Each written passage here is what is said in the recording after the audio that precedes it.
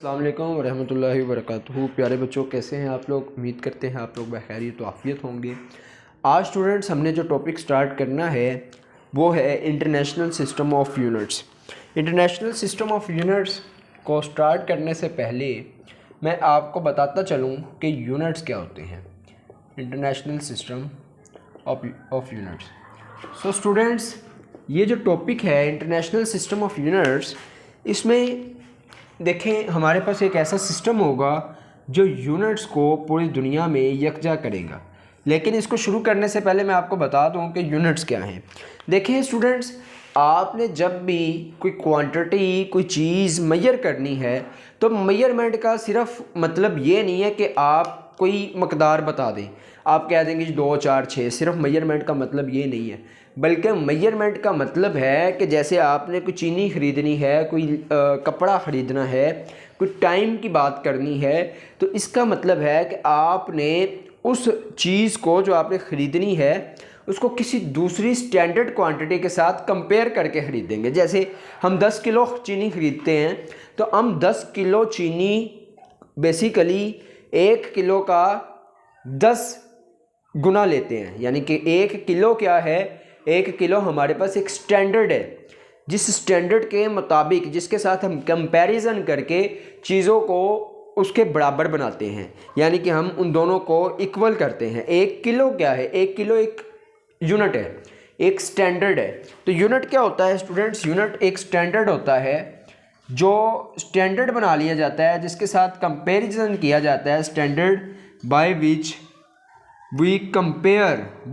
Compare other things, जिसके साथ दूसरी चीज़ों को कंपेयर किया जाता है, उसको यूनिट कहते हैं।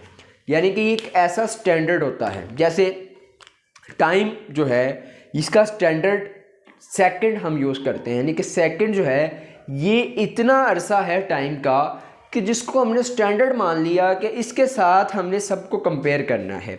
जैसे केजी है तो केजी किलोग्राम जो है हमने एक ऐसा स्टैंडर्ड मान लिया कि इतना वज़न जो है ये 1 केजी है, बाकी वज़न इसके साथ कंपैरिजन में हमने करने हैं। इसी तरह से लेंथ है तो हमने एक ख़ास लेंथ को हमने क्या किया, यूनिट मान लिया, स्टैंडर्ड मान लिया कि इतनी लेंथ 1 मीटर है, इसके साथ बाकी क्वांटिटीज़ को मेजर करना है।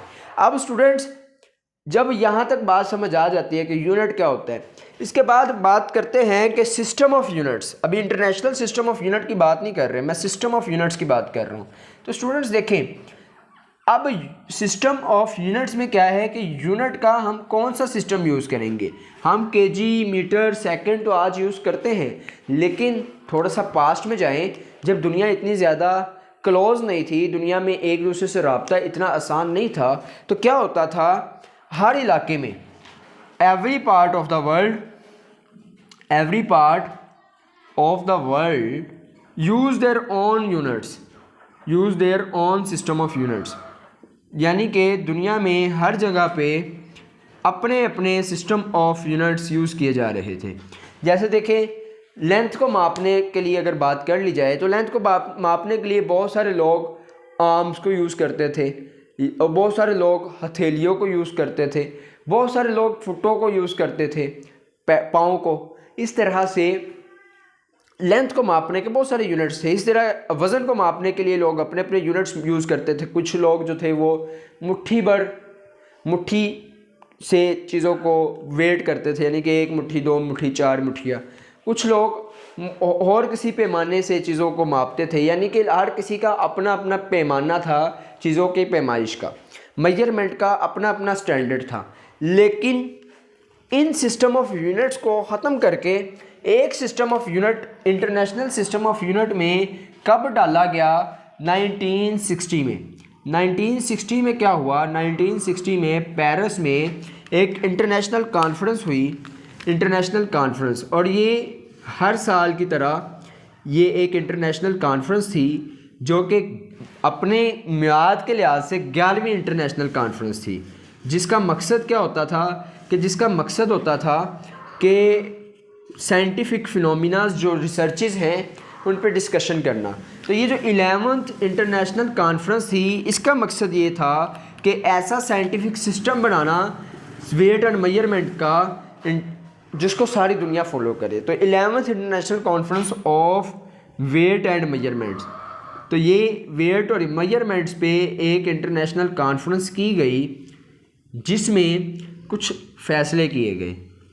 और वो फ़ैसले क्या थे? वो फ़ैसले ये थे कि चीज़ों को मापने के लिए एक सिस्टम ऑफ यूनिट्स कायम किया जाए जिसको पूरी दुनिया माने। अच्छा स्टूडेंट्स, ये ज़रूरत क्यों पड़ी कि एक इंटरनेशनल कॉन्फ्रेंस बुलानी पड़ी और सिस्टम ऑफ इंटरनेशनल यूनिट बनाना पड़ा?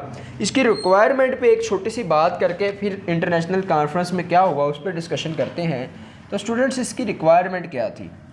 रिक्वायरमेंट ऑफ इंटरनेशनल, अच्छा इसकी जगह आप SI भी लिख सकते हैं, सिस्टम ऑफ इंटरनेशनल यूनिट्स।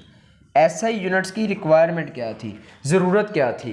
तो स्टूडेंट्स, इसकी ज़रूरत बहुत बड़ी थी क्योंकि जो साइंटिफिक फिनोमिनाज या जो साइंटिफिक मेथड्स अडॉप्ट किए जा रहे थे उसको पूरी दुनिया में इंट्रोड्यूस करवाना बड़ा मुश्किल हो रहा था, क्योंकि हर जगह पे अपने अपना मेजरमेंट्स, अपनी अपनी फिज़िकल क्वांटिटीज़ के लिए अपने जो स्टैंडर्ड थे वो यूज़ किए जा रहे थे, जिसकी वजह से एक जगह से दूसरी जगह अगर कोई चीज़ लेकर जाते थे तो उस जगह के स्टैंडर्ड के हिसाब से वो चीज़ कुछ और यूनिट होती थी और दूसरी जगह पे जब लेकर आते थे को कुछ और। जैसे एक जगह पे मीटर को as a unit of length use किया जा रहा है, तो वहाँ पे अगर कोई बंदा 10 मीटर कोई कपड़ा लेकर किसी और जगह पे जा रहा है दुनिया के, तो वहाँ पे हो सकता है फुट का यूज़ किया जाता हो मेजरमेंट के लिए, तो वो 10 मीटर वहाँ पे फुट में जाके चेंज हो जाएगा, फुट में जाके वो 20 फुट या 25 फुट या 22 फुट हो जाएगा, जितना भी वो कन्वर्सेशन से होगा। तो अब यहाँ पे अंडरस्टैंडिंग में प्रॉब्लम आएगी, वो तो कहेगा मैंने 10 यूनिट लिए थे, यहाँ पे 22 यूनिट्स हैं। तो इस तरह से बहुत सारे मसाइल, ये तो छोटा सा मसला, इंटरनेशनल लेवल पे जो फिनोमिनाज, जो थ्योरीज, जो साइंटिफिक वर्क हो रहा था उसमें बड़ी प्रॉब्लम्स हो रही थी। तो रिक्वायरमेंट इसकी क्या थी कि दुनिया को सिंक्रोनाइज करना, सिंक्रोनाइज करने के लिए, यानी कि सिंक्रोनाइज का क्या मतलब होता है कि एक जैसा माहौल बनाने के लिए, एक जैसा जो है वो लोगों को आइडियोलॉजी जो है यूनिट्स पे वो एक जैसी करना, इसकी रिक्वायरमेंट थी। तो स्टूडेंट्स, इसमें किया क्या गया? इसमें कुछ स्टैंडर्ड सेट किए गए जिसको पूरी दुनिया ने तस्लीम कर लिया। और ये स्टैंडर्ड्स क्या थे? ये स्टैंडर्ड वही 7 बेस क्वांटिटीज़ के कुछ यूनिट्स थे। जैसे 7 बेस क्वांटिटीज़ हमने लास्ट लेक्चर में पढ़ी थी, उनके कुछ यूनिट्स, कुछ स्टैंडर्ड्स डिसाइड किए गए। जैसे लेंथ के लिए जो यूनिट डिसाइड किया गया ये मीटर था।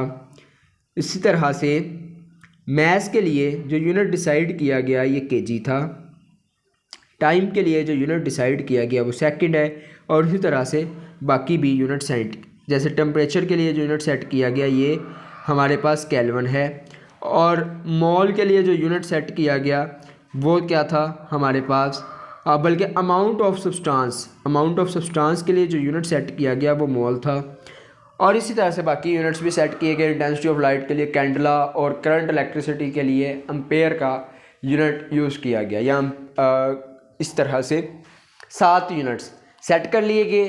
और ये जो 7 यूनिट्स हैं जो सेट किए गए, बाकी भी लिख देता हूँ। इंटेंसिटी ऑफ लाइट के लिए कैंडला, और इसी तरह से लास्ट में एक इलेक्ट्रिक करंट बचता है, तो करंट के लिए एम्पेयर का। ये 7 यूनिट्स जो सेट किए गए ये बेस क्वांटिटीज़ के यूनिट हैं और इस वजह से इनको बेस यूनिट्स कहा जाता है।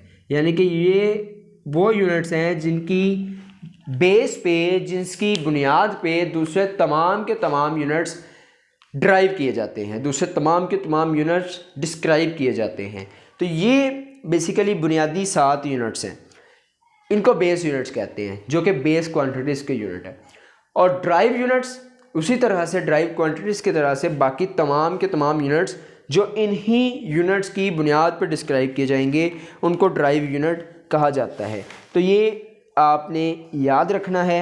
ये जो मैंने यहाँ पे लिखे हैं ये लेंथ का symbol, mass, time, temperature, amount of substance, intensity of light and electric current, ये इनके सिंबल्स लिखे हैं। इनके सिंबल से आपने क्या करना है स्टूडेंट्स, आपने ये याद करने हैं कि किस क्वांटिटी का क्या सिंबल है और ये उनके यूनिट्स के सिंबल लिखे हैं। मैंने आपकी बुक पे बाकायदा तौर पर टेबल बना हुआ है, आपने वहाँ से बेस यूनिट्स और ड्राइव यूनिट्स को अच्छे तरीके से स्टूडेंट्स याद करना है।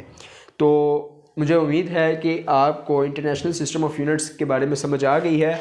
इसकी शॉर्ट फॉर्म अभी मैंने यहाँ पे लिखी है SI यूनिट। तो इसकी शॉर्ट फॉर्म क्या होती है?